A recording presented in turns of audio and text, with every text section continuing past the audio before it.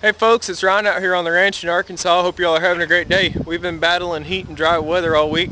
Wednesday highs got up between 110 and 116 degrees with heat indexes in 120s.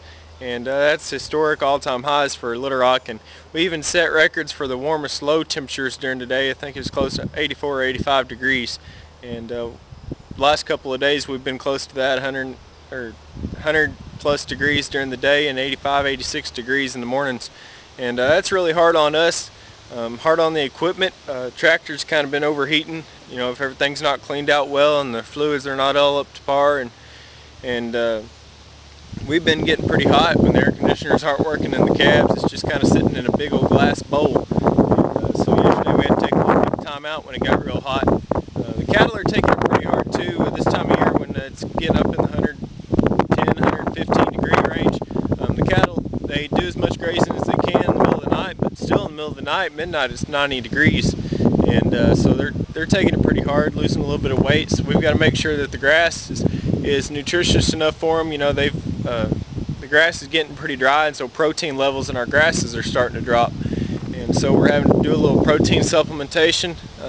You know, if they have dry grass, we can supplement with some protein and keep the microbes in their stomach working, and keep producing milk for their calves and keeping body weight as much as possible. But when it's 115 degrees outside, they're going to lose a little weight.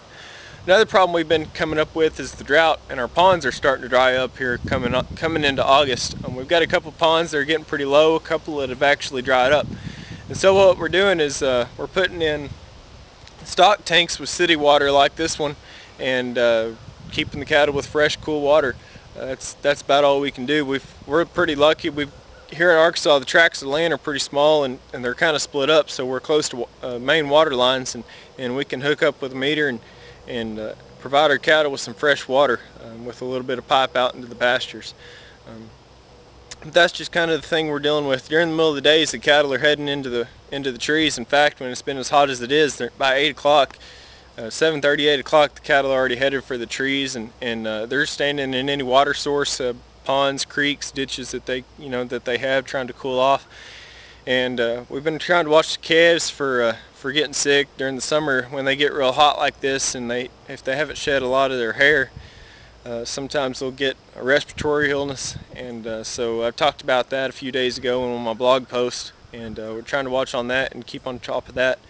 And we're also, at the end of the summer, we're dealing with a anaplasmosis in our older cows, and it's kind of like anemia in blood, and so trying to treat the cattle for that, and watch, and as soon as they show any signs of weight loss or anemia, we're going to try to get them up, and I'm trying to treat them.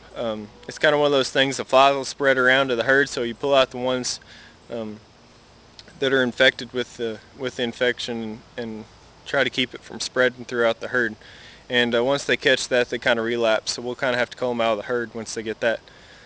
But that's just kind of some of the things we're dealing with, the heat and drought and dry weather coming into August here in Arkansas. I hope things are coming out better with y'all. I've kind of turned some cows on hay pastures. We're going to sacrifice our third hay cutting for pasture, and we're only standing at 50% of our hay in the barns right now, what we need. And so we're going to end up buying some hay. A lot of hay's going to Texas, but we sure need to stay in Arkansas because we're going to need some here as well. So that's just kind of a wrap up of things that are going on. I hope things are going better your way, and I hope you all have a great day. We'll talk to you later.